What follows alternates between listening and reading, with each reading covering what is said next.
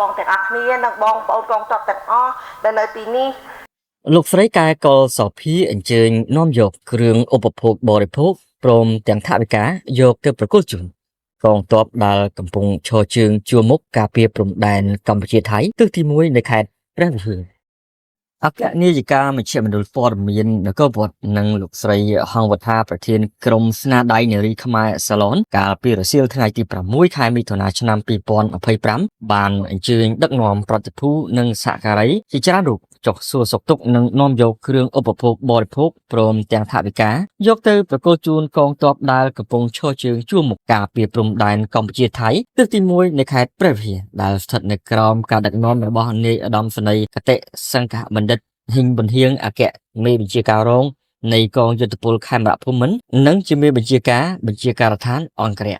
នៅក្នុងពិធីនេះដែរលោកស្រីកែកលសភាក៏បានលើកឡើងសម្ដែងនៅក្តីគោរពក្តីស្រឡាញ់និងសូមបួងសួងដល់រុក្ខទេវតាថែរក្សាព្រឹកព្រៃបារមីគ្រប់ទិសទាំងអស់តាមថែរក្សាផ្ដល់កម្លាំងខ្លាំងក្លាមាំមួនសុខភាពល្អដល់នាយឧត្តមសេនីយ៍គតិសង្ឃបណ្ឌិតនិងកងទ័ពរបស់យើងទាំងអស់គ្នាហើយជាពិសេសដែលគោរពតាមការដឹកនាំដ៏ឆ្លាតវៃរបស់សម្ដេចបវរធម្មតីនិងសម្ដេចតេជោរបស់យើងជាចុងក្រោយលោកស្រីសូមអរគុណបងប្អូនកងទ័ពយើងជាខ្លាំងដែលបានផ្ដល់ពេលវេលាដ៏មានតម្លៃឲ្យលោកស្រីនិងសហការីទាំងអស់គ្នាបានជួបនៅក្នុងពេលនេះលោកស្រីសង្ឃឹមយ៉ាងមុតមមថានឹងមានឱកាសបានជួបនាយឧត្តមសេនីយ៍គតិសង្ឃបណ្ឌិតនិងបងប្អូនកងទ័ពយើងម្ដងទៀតនៅក្នុងពេលឆាប់នេះ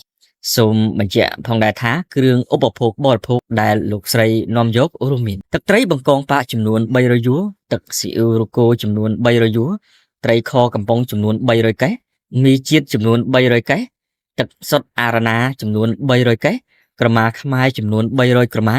ដែលសរុបជាទឹកប្រាក់ស្មើនឹងចំនួន$8,844និងថវិកាចំនួន$11,400ទៀតសរុបទាំងអស់ស្មើនឹងទឹកប្រាក់ចំនួន$2,244មកប្រគល់ជូននាយឧត្តមសេនីយ៍គតិសង្ឃបណ្ឌិតនិងកងទ័ពជួរមុខរបស់យើងលោកស្រីបានបន្តថាអ្វីដែលលោកស្រីបានមកដល់នៅពេលនេះគឺដើម្បីដឹងគុណវីរភាពអង្អាចក្លាហានរបស់កងទ័ពដែលបានលះបង់សេចក្តីសុខផ្ទាល់ខ្លួនដើម្បីការពារទឹកដី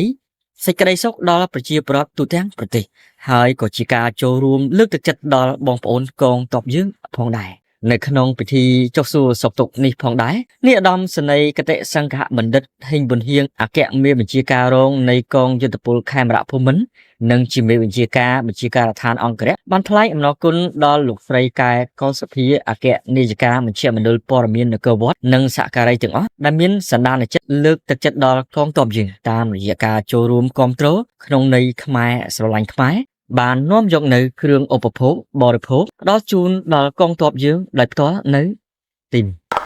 ហើយខណៈពេលនេះដែរនាងខ្ញុំក៏សូមបួងសួងដល់រុក្ខទេវតាថែរក្សាព្រឹកព្រៃទាំងអស់និងបារមីទាំងអស់នៅទីនេះសូមជួយថែរក្សានិងផ្ដល់កម្លាំងខ្លាំងក្លាដល់ឯកឧត្តមបងនិងបងប្អូនកងទ័ពទាំងអស់ឲ្យមានកម្លាំងខ្លាំងក្លាវឹកមាំសុខភាពល្អដើម្បី